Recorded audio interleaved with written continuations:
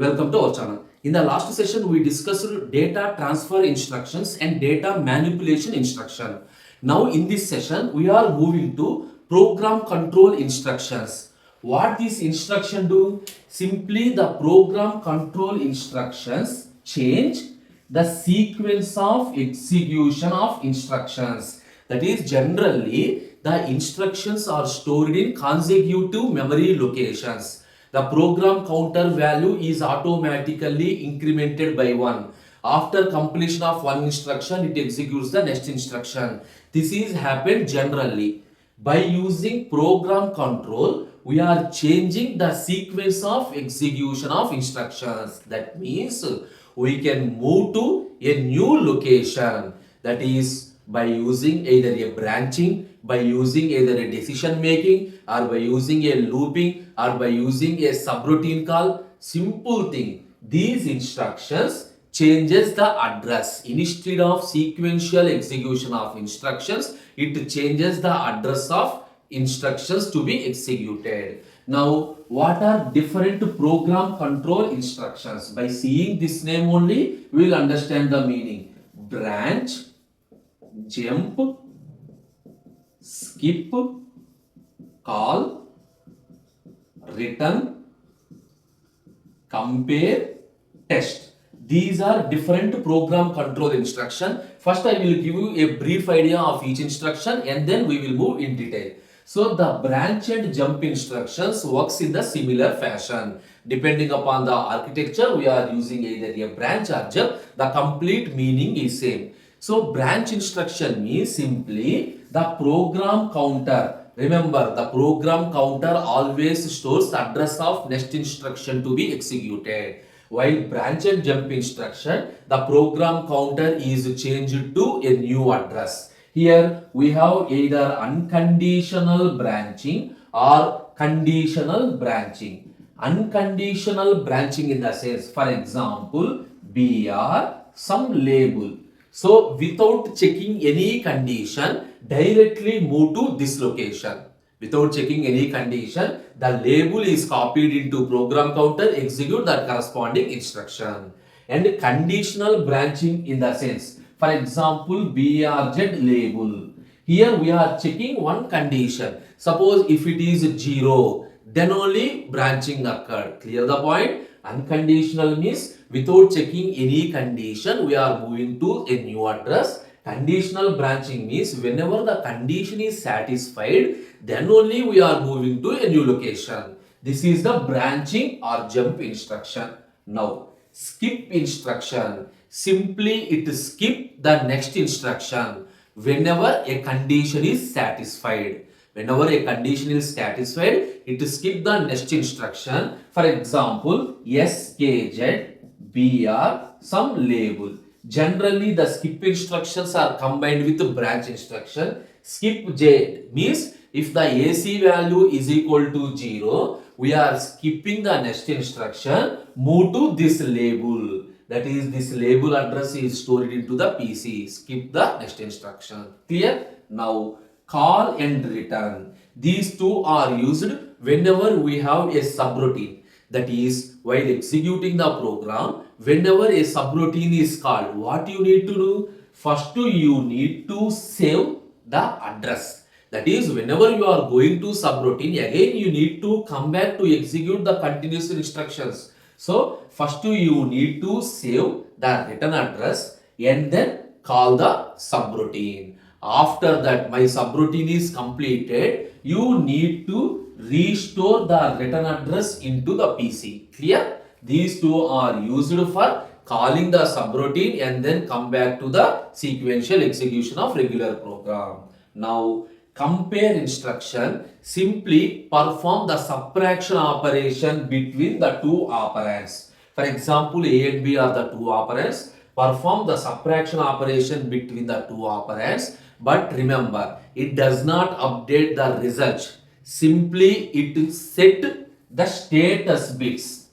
The comparison operation, it does not store the result. Based on the result, it set the status bits. Similarly, test operation is also do the same thing. Perform the logical end operation between the operands. Based on the result, it perform the set on the status bits. That means here you need to understand something. What are the different conditionals, branching instructions? What are the, how do we perform set operations? How do you call and return? We will discuss each and everything in detail. Initially, these are different program control instructions. Now, I am moving to the concept of status bits. Once you understand status bits, then only it is possible to understand the conditional branching statements. So, move to status bits. Okay, mainly we have four status bits. Mainly we have four status bits. The four status bits are C, S, Z, V. What is the meaning of this one? C is a carry flag. The status bits are also called as flags. C is a carry flag. You know, while performing addition between two 8 bits, if you are getting a 9th bit, that is, we are getting a carry. In that situation, the carry flag is set to 1. Now, S means sign. If the given number is a negative number, that is MSB bit is 1. So, the sign flag is set to 1. Z means 0. Z means 0. If the result is 0, the 0 flag is set to 1. V in the sense overflow. That means we are checking the last two carry bits V7 and V7. For example, in the number, we are checking the last two carry bits. If perform XOR operation, if the result is 1, otherwise 0. Anyway, we will discuss all these flags with one example. Consider an 8-bit ALU which is used to perform the operation. Now, I have two operands A and B which is of size 8 bits. The size of A is 8 bits, the size of B is also 8 bits. After performing the operation, suppose F0 to F7, this is my output. My output is also 8 bits. Assume output is also 8 bits. Here, when each flag is set in this C8 in the sense C0 to C7 after performing the operation, my C0 to C7 in the sense 8 bits. If you have a C8 bit, that means if you have an additional bit, then the carry flag is equal to 1. If you have a carry, then C is equal to 1. How do you say? Based on the additional bit. Now, similarly, when the sign flag is checked, if the MSB bit is 1 in the given number, if the last MSB bit is 1, then that is a negative number. Yes. So, in this situation, what we are checking from this, if F7 is the last bit, F0 to F7, F7 is the MSB bit. If F7 is equal to 1, that is sign value is set to 1, means it is a negative number. It is a negative number. Suppose after performing the operation, we check the result. After performing the operation, we check the result. Suppose if the result is 0, if the result is 0, means Z is equal to 1, 0 flag is equal to 1. Clear? Now, overflow flag. Simply, if this is my number 11011, we are checking the last two bits.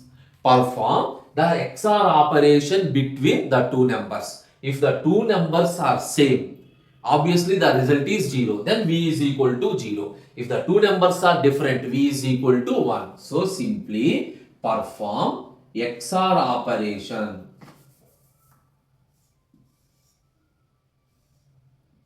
This is, now what are the two inputs? One is C7, another one is CH. So, the last two bits, whatever the last two bits in the result, the last two bits are XOR. Based on the result, the overflow flag is set. Clear? These are the main four flags. These, by using these flags, we are doing conditional branching. Now, what is our next step? Branching. So, it is clear. Mainly, we are discussing about these four. Now, coming to branching, what are the different branching statements we have? Different branching statement. So, the basic conditional branchings are, simply remember BZ. What is the meaning? Branch if 0. What are the 4 flags I have? The 4 flags are Z and C and S and V. Order is not at all important. BZ. Branch if 0. When it is set, if Z is equal to 1. If Z is equal to 1, the branching occur. Clear? B and Z. One is true case, another one is false case. That is, if Z is equal to 0, branch occur if the content is not equal to 0. If the content is not equal to 0. Now you got it. Similarly, branch C, that is branch if carry is equal to 1. Branch if carry is equal to 0. No carry. BV, branch if overflow, that is if V is equal to 1, we are do branch operation. B and V is equal to 0. Now S is BP, that is if S is equal to 0, P in the sense positive. Branch if it is a positive number. Remember, for positive number S value is equal to 0. BM, branch if minus, that is S is equal to 0. These are different branching. Suppose while executing, if you return this statement in the sense, system checks the value of AC. If it is 0, then we are writing this statement, immediately branch to the corresponding, that is new address. Clear? These are condition. Along with, we have compare instruction. We already discussed the compare instruction. What it does? It perform the subtraction operation between A and B based on the result. Based on the result, it set the status bits. So this A minus B is used for unsigned numbers and signed numbers. First, what are the unsigned numbers instruction? It is very simple. If you are doing A minus B, what are the different combinations? A greater than B, A greater than or equal to B, A less than B, A less than or equal to B, A is equal to B, A not equal to B. These are the cases. Now, for these cases, what are the unsigned instructions and signed? Signed in the sense, A minus B in the signed format, A minus B in the unsigned format. Simply, A greater than B, A greater than B, B, H, E. Observe the name here, HI, sorry. Branch if higher. The term is branch if higher. That means if A value is greater than B value, simply branch operation is occurred. Here signed one, that is represented as, instead of the term higher, here used the term greater than. Concept is same, the way of terms are different. Here branch if higher, branch if greater than. Similarly, BHE, branch if higher or equal. Branch if higher or equal. BGE, branch if greater than or equal. Branch if greater than or equal. Similarly, BLI, branch if lower. BLO, branch if lower. Branch LOE, branch if lower or equal. Branch if lower or equal. Branch if equal. Branch if not equal. Think based on this one only we are writing this one. That is not a problem. Similarly, A less than B in the sense BLT, branch if less than. Branch if less than or equal, and branch equal, branch not equal. These two instructions are same. These are different conditional branch instructions, and these are for comparison of A minus B. In all these cases, it sets the operation. That means, suppose I performed one operation. After performing the operation, assume if Z is equal to 1, S is equal to 0, assume. After performing the operation, if my entire result is 0 or else C is equal to 1, I have a carry flag and it is a negative number. For example, in that situation, what are the instructions that needs to be executed? BC instruction is executed and BP instruction. These two are the instructions that support this operation. Clear? To perform operation, which instruction is to be supported? Clear? This is branching. Now finally you need to know one more thing, call and return instruction. So call and return are used for subroutine. Whenever we are calling, you know the meaning of subroutine. Subroutine is used to perform a task. So whenever we are calling the subroutine, you need to store the return address. How do we store the return address? Simply, the program counter always stores the address. So the address SP value is decremented by 1. This is for call and return of subroutine. Call and return of subroutine. Stack pointer value is decremented by 1. After decrement, at that position, I am placing, that is the address, the next instruction to be executed is in the program counter, that is inserted into the stack.